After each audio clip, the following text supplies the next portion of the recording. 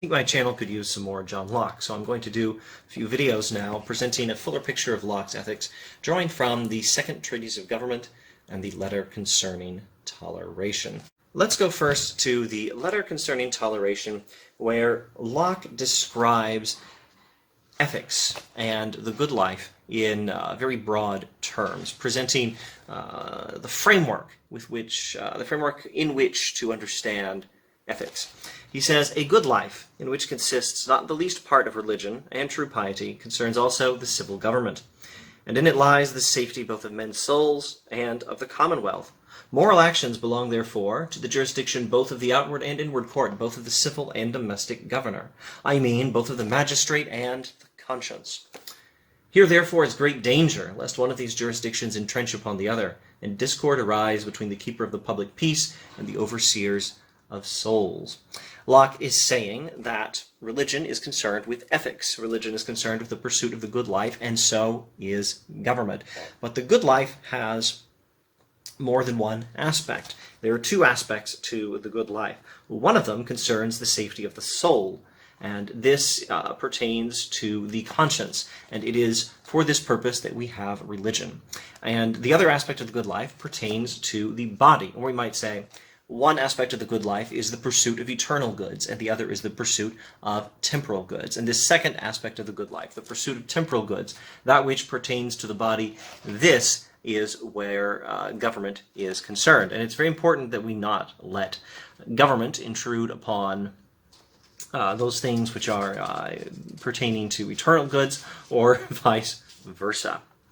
Every man has an immortal soul, capable of eternal happiness or misery, whose happiness depending upon his believing and doing those things in this life which are necessary to the obtaining of God's favor and are prescribed by God to that end. Everyone has an immortal soul which continues after this life, and the purpose of ethics and the pursuit of the good life pertain to the goods of the soul, and this means obtaining God's favor by following the right religion rightly. And the other half of the good life is a bit different. Besides their souls, which are immortal, men have also their temporal lives here upon earth, the state whereof being frail and fleeting and the duration uncertain, they have need of several outward conveniencies to the support thereof, which are to be procured or preserved by pains and industry, etc., etc. This part therefore draws on another care, and necessarily gives another employment. But the pravity of mankind, or the depravity of mankind, being such that they had rather injuriously prey upon the fruits of other men's labors than take pains to produce for themselves, the necessity of preserving men in the possession of what honest industry has already acquired, and also of preserving their liberty and strength, in other words, property, liberty, and life and health, are his priorities here, whereby they may acquire what they farther want, obliges men to enter into society with one another, that by mutual assistance and joint force they may secure unto each other their properties in the things that contribute to the comfort and happiness of this life, leaving in the meanwhile to every man the care of his own eternal happiness. There are temporal goods and eternal goods. There are the goods of the soul. There is the pursuit of God's favor and eternal happiness after this life. And then there is the pursuit of temporal goods, physical goods, things pertaining to the body, physical life, liberty, and property. And one of these things is the province of religion, and the other is the province of government, and we're not supposed to mix them up. A happy life consists of temporal and eternal goods, and one is for government. That's the temporal goods. The other is for religion. That's the eternal goods, and we don't want to mix these things up. But there are objective moral truths in both spheres. Let's look at John Locke's letter concerning toleration on the nature and purpose and boundary between church and state, or church and political community. Locke says, I esteem it above all things necessary to distinguish exactly the business of civil government from that of religion, and to settle the just bound that lie between the one and the other, which means he's going to have to define these two communities, the political community, or your country, or, as he says, the commonwealth, and the religious community, or the church. He's going to have to define these communities and their purposes. The Commonwealth seems to me to be a society of men constituted only for the procuring, preserving, and advancing their own civil interests. Civil interest I call life, liberty, health, and indolency of body, and the possession of outward things such as money, lands, houses, furniture, and the like. The Commonwealth, or the political community, or your country, has for its purpose the preservation of temporal goods, of physical life, and of liberty, and of property, and of things associated with them, like health, money, lands, houses, furniture, and the like. That is the purpose of government. Now, the church has a different purpose. Let us now consider what a church is.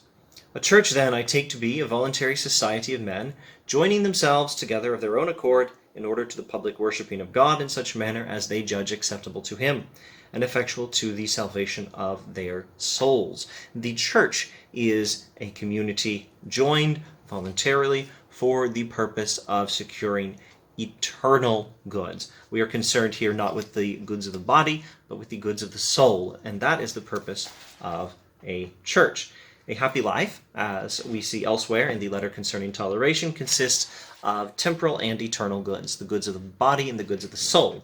And these two goods are distinct, and they are to be pursued separately. Temporal goods are the purpose of the state. They are the purpose of political community. It is the purpose of political community to secure these temporal goods, these goods of the body.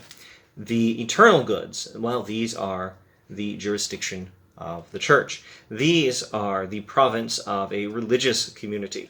The good of the soul, favor with God, happiness after death. These are why we have religion. And the pursuit of these goods is to be separate and distinct from the pursuit of temporal goods. Thus saith John Locke. John Locke's letter concerning toleration is a defense of what we may now refer to as the separation of church and state.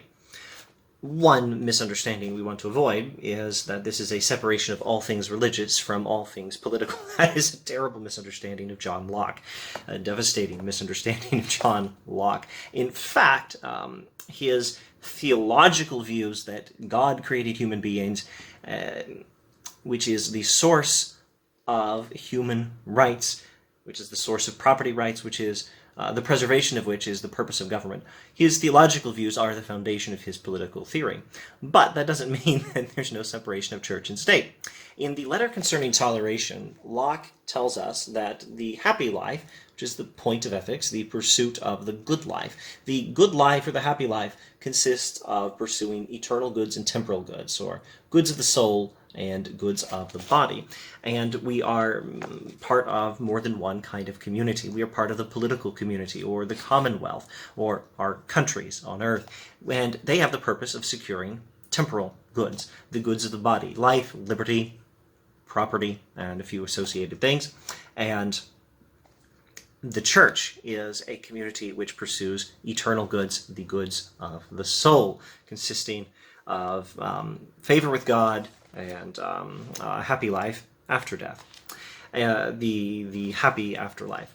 All right, there are two aspects of the happy life, and there's more than one kind of community, and the state is the institution which aims to secure temporal goods, and the church is the institution which aims to secure eternal goods. The temporal good and the eternal good are to be pursued separately as separate things. We must have means which match the ends. The purpose of achieving temporal goods requires a means that fits that purpose, and that means it does include physical force, which is the whole point of government, to have physical force in place for the protection of life, liberty, and property.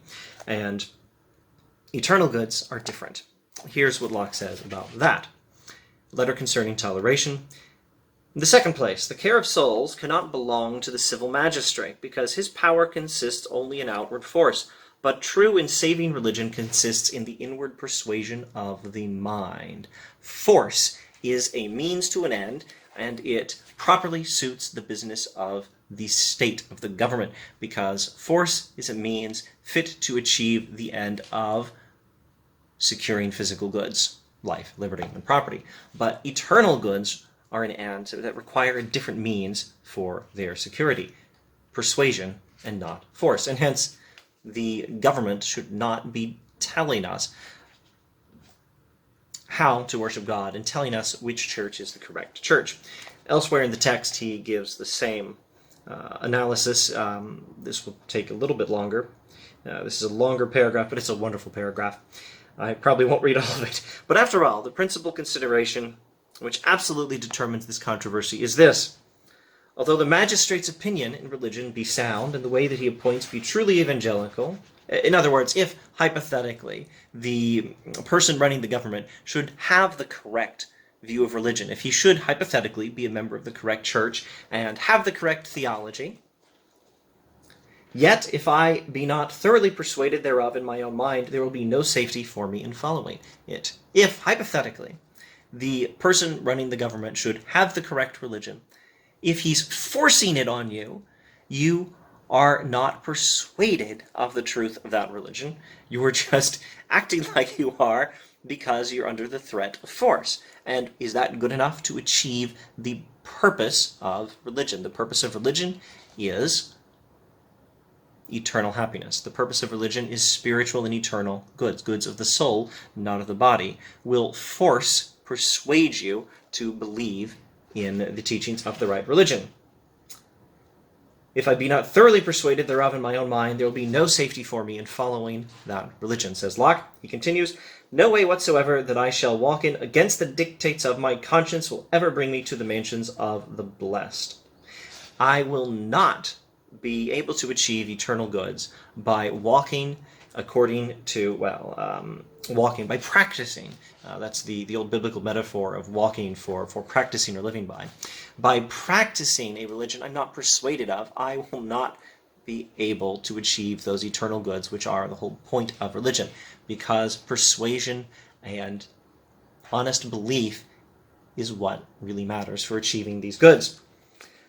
I may grow rich by an art that I take not delight in, he says. I may be cured of some disease by remedies that I have not faith in, but I cannot be saved by a religion that I distrust, and by worship that I abhor. It is in vain for an unbeliever to take up the outward show of another man's profession.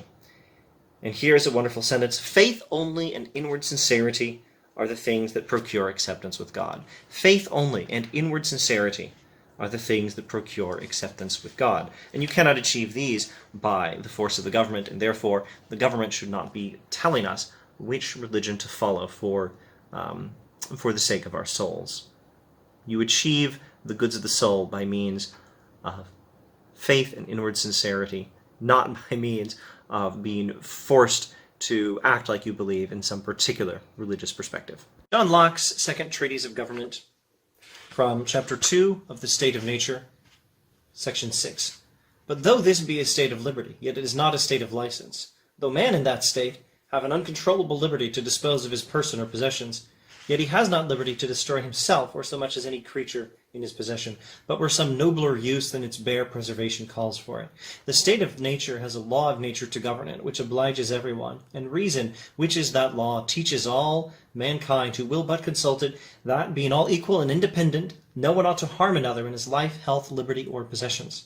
For men, being all the workmanship of one omnipotent and infinitely wise Maker, all the servants of one sovereign Master, sent into the world by his order and about his business, they are his property, whose workmanship they are, made to last during his, not one another's pleasure.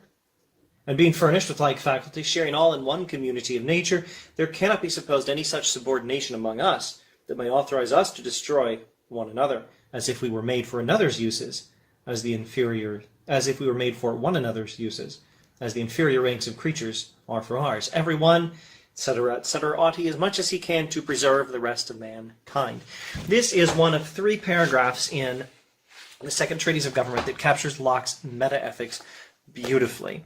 And the foundation of Locke's ethics is God. God is the source of human rights. Human beings matter because they matter to God. And God has a right to property in what he made because he made it. God created us, and that is why we belong to God. Now, God also created rocks, trees, cows, and buffalo, but God values us human beings more than God values those things. God made us for some higher purpose, it seems, with higher faculties, like faculties, and we are equal. Human beings are equal before God, and they are God's property, and because we are God's property, we cannot suppose that there may be any such subordination among us, no such subordination among human beings that may authorize us to destroy one another, as if we were made for one another's uses. No human being is made for the use of another. Human beings are all equal before God, who made them for God's purposes. And human rights exist because God exists and values human beings, and God is the source of human rights. And property is grounded in labor. God owns us because God made us. John Locke's second Treatise of Government, chapter 5 of Property, section 26, and then a little from section 27. God, who hath given the world to men in common, hath also given them reason to make use of it to the best advantage of life and convenience. The earth and all that is therein is given to men for the support and comfort of their being. And though all the fruits it naturally produces and beasts it feeds belong to mankind in common, as they are produced by the spontaneous hand of nature, and nobody has originally a private dominion exclusive of the rest of mankind in any of them as they are thus in their natural state, yet being given for the use of men, there must of necessity be a means to appropriate them some way or other before they can be of any use or at all beneficial to any particular man. Skipping in one sentence, though the earth and all inferior creatures be common to all men, yet every man has a property in his own person. This nobody has any right to but himself. The labor of his body and the work of his hands, we may say, are properly his. Whatsoever then he removes out of the state that nature hath provided and left it in, he hath mixed his labor with, and joined to it something that is his own, and thereby makes it his property. Having built his idea of human rights on the idea of God's rights, because God owns humans and values them, Locke now describes how it is that human beings have our own right to property derived from God's right to property. Human rights are God's rights. Property rights are human rights. And where do we get the right to property in something? In ourselves. Things in the world, dirt, trees, fruit, things in the world, animals, things in the world, land itself, things in the world that are useful for human beings are not useful until we do something with them. We have to pick the fruit up off the ground, or pick it up off the tree, or till the earth so that it produces crops. We have to catch the fish. We have to herd the animals. We have to mine the ore and smelt it and turn it into metal objects. We have to take the things in the world that God gave us for our benefit and work to make them useful for us. And we own ourselves. Now, God owns us, and our right to property and our right even to ourselves is derived from God's own rights. But with this derived right of ownership, we do own ourselves. And when we, using our own bodies, our own selves, improve creation to make it useful for human beings, we have mixed something of ourselves. We have mixed our labor with that thing that we've improved, and thereby made it our own. That's what Locke says, and this labor is the source of property rights. And property rights are human rights, and human rights are God's rights.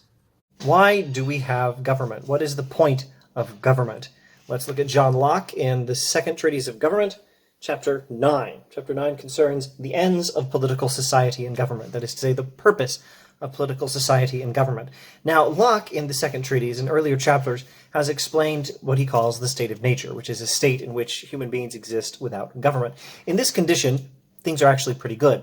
We have life, we have liberty, we have property rights, and we have reason, which allows us to understand the requirements of morality, and we have obligations to respect the life, liberty, and property of others. And that is what reason understands, because human beings are important. Human beings have property rights because humans have rights, and humans have rights because we are all God's special property. And we have no right to mistreat each other because we are all equal before God. We all are equally creatures of and property of God, and I have no right to disrespect God's property.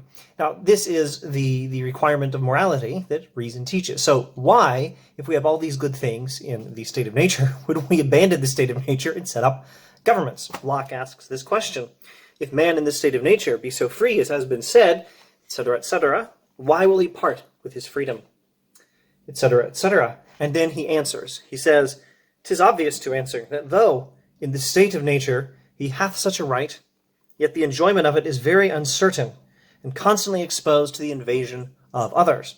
We have all these good things in the state of nature: life, liberty, property, reason, an understanding of human rights as derived from God. We have all of this, but what we do not have is everyone abiding by these moral principles, because some people are jerks, and sometimes the jerks are stronger than the good people. And for that matter, even decent people may sometimes be a little biased in their own favor.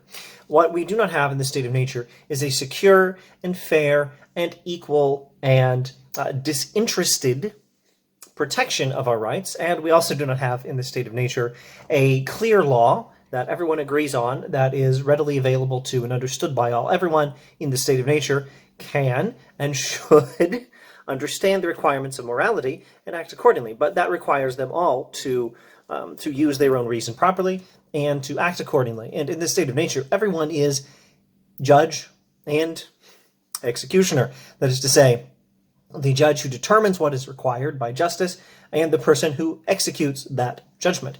And that means it's very easy for people to be biased in their own, to act unfairly towards others in their own interests. There once an established, settled, known law, says Locke, received and allowed by common consent to be the standard of right and wrong, etc., etc. In the state of nature, there lacks a known and indifferent judge with authority to determine all differences according to the established law. For everyone in that state being both judge and executioner of the law of nature, men being partial to themselves tend to act in their own interest and not be fair to others. Third, in the state of nature, there often wants power to back and support the sentence when right and to give it due execution. Sometimes the stronger person is the jerk who does not respect the rights of others. And so to protect our rights, we have government. The great and chief end, therefore, of men's uniting into commonwealths and putting themselves under government is the preservation of their property, to which in the state of nature there are many things wanting. The major reason we have government is to protect property rights more efficiently, says Locke. John Locke, Second Treatise of Government, Chapter 8. Chapter 8 concerns the beginning of political societies. In other words, where does a country come from? What makes a country? Where does a government come from? What makes a government? And he says, men being, as has been said, by nature all free, equal, and independent, no one can be put out of this estate and subjected to the political power of another without his own consent. The only way whereby anyone divests himself of his natural liberty and puts on the bonds of civil society is by agreeing with other men to join and unite into a community for their comfortable, safe, and peaceable living one amongst another in a secure enjoyment of their properties and a greater security against any that are not of it. Human beings being by nature all equal, free, and independent, no one can be removed from the state of nature by force, but only by consent. We do not join the social contract. We do not join a political community without consent. There is no government except by consent, no genuine, legitimate government. The only way whereby anyone divests himself of his natural liberty, the only way whereby we give up any of our natural rights, is by agreeing with others to join into a political community. Now, it's important to keep in mind that there is tacit consent. There is such a thing as giving your consent without formally saying, I agree to the social contract. Tacit consent, Locke talks about also in Chapter 8, and tacit consent, implicit consent to a social contract, to a government, and an implicit obligation to abide by its laws happens when you enjoy the benefits of the society that is under that government.